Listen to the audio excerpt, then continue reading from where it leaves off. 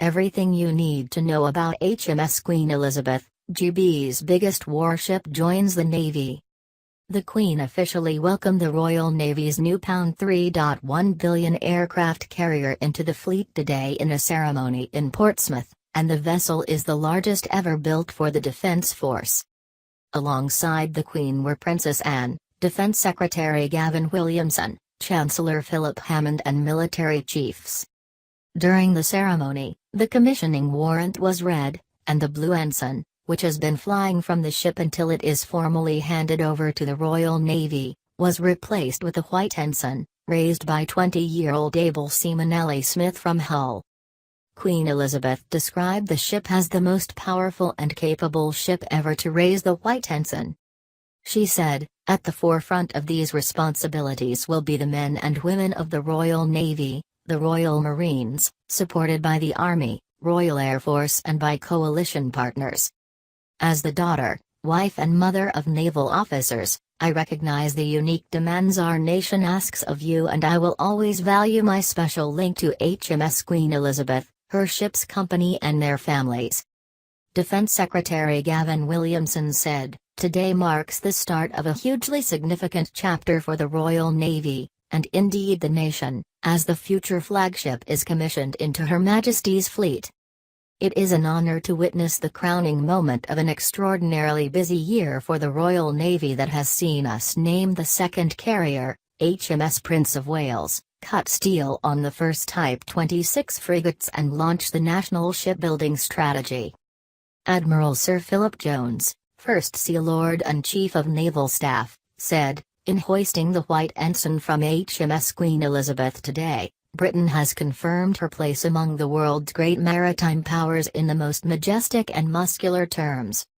The Queen Elizabeth-class carriers will sit at the heart of a modernized and emboldened Royal Navy, capable of projecting power and influence at sea, in the air, over the land and in cyberspace, and offering our nation military and political choice in an uncertain world.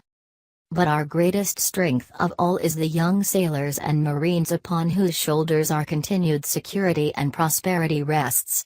They are starting their careers as a new chapter opens for the Royal Navy, and like all those who have gone before them, they are ready to serve their Queen and country.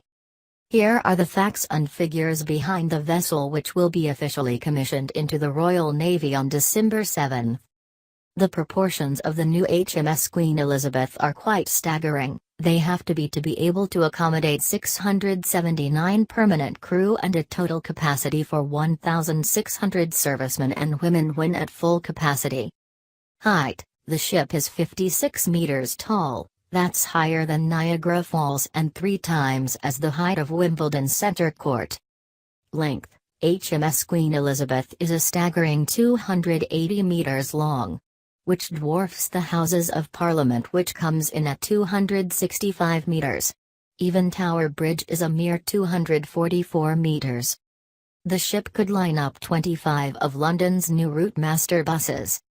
Its flight deck is 280 meters long and 70 meters wide, enough space for 3 football pitches. Width: the ship's flight is 70 meters wide, enough space for 4 jumbo jets to stand side by side. Weight: with dimensions of those proportions, it's not surprising that HMS Queen Elizabeth weighs quite a bit, some 65,000 tons, equivalent to 10,236 African elephants, The Guardian estimates.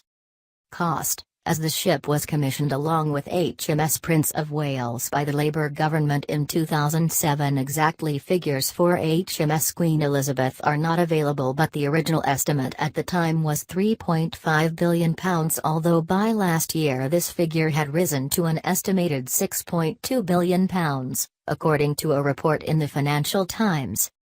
Estimates put the cost of the HMS Queen Elizabeth at around £3.1 billion. Over 10,000 people across the UK have contributed to the delivery of the ship under the Aircraft Carrier Alliance. HMS Queen Elizabeth will now go into helicopter trials in the new year and head to the United States for initial flight trials in autumn 2018.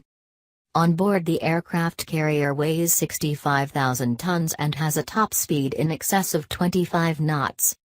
A number of shipbuilding yards around the country were involved in the build. These include Govan and Scottstown in Glasgow, Appledore in Devon, Camel Laird in Liverpool, A&P on the Tyne in Newcastle and Portsmouth. A total of 10,000 people worked on construction of the ship, made up in sections at yards around the UK and transported to Rosyth, Fife, where it was assembled. It is the second ship in the Royal Navy to be named Queen Elizabeth. The ship has a crew of around 700, that will increase to 1,600 when a full complement of F-35B jets and crow's nest helicopters are embarked. There are 364,000 meters of pipes inside the ship, and from keel to masthead she measures 56 meters, 4 meters more than Niagara Falls. Facilities on board include a chapel, a medical center and 12-bed ward, staffed with GPs, a nurse and medical assistants, as well as a dentist and dental nurse. There are also 5 gyms on the warship which include a cardiovascular suite, 2 free weight rooms and a boxing gym. Regular fitness circuit sessions and sporting activities such as basketball and tug-of-war are held in the hangar and on the flight deck, with weights and other items stored inside the flight deck ramp.